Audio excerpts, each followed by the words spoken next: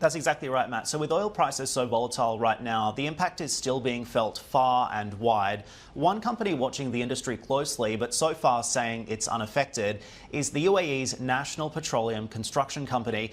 It's one of the region's biggest engineering, procurement and construction firms, or EPCs, serving oil and gas majors. And today is a very big day. In just a few hours from now, it's going to be celebrating the launch of the world's largest steel fixed oil field platform built entirely in the UAE. I had the chance to speak exclusively with the CEO and I asked him why this was so significant. Listen in. Well, with the completion of this largest platform, it really marks the capabilities of Abu Dhabi, the engineering and the manufacturing capabilities that Abu Dhabi can offer to the oil and gas and the energy sector by far. It is really a historic milestone, completing such platform, Lulu gas treatment platform, which weighs more than 30,000 tons, is really a game changer. It requires different sort of capabilities and different sort of resources. So I believe it's really a moment of pride for the nation. And you said this is a real moment of pride for the organisation and also for the UAE. But what does this tell us about the manufacturing capabilities of the country today? Because this is also really significant. Well, I think with this project, we can say nowadays that we are building from the UAE to the UAE.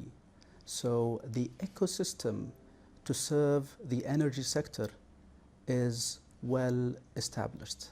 With the announcements that we saw from different NOCs in the region here, one of them is ADNOC announcing around $130 billion of investments in the coming 5 years.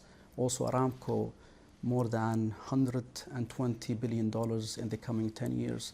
All these announcements makes the region like a point of attraction for all EPC contractors. It's very obvious to anyone in the industry that we've seen serious rising tensions around the region, a number of targeted attacks on energy and oil infrastructure assets in the Strait of Hormuz, in Saudi Arabia as well. Does this concern you? I believe our government, they are working closely to make sure that things are under control. I'm not a politician, so I'll not be able to answer clearly this question.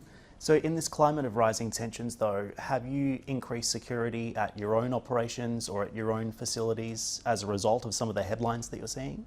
What is really impacting us is related to insurance premiums, and that's it. But as of today, we are operating normally without any issues and without any restrictions. The cost of insuring these assets has been rising, hasn't it? Yes, naturally. I mean, that's what happens when there are some concerns. Hey everybody, it's Hadley Gamble from our new CNBC Middle East Bureau in Abu Dhabi. Thanks for stopping by. Now to watch more, you can try one of the videos that just popped up on your screen. And don't forget to subscribe.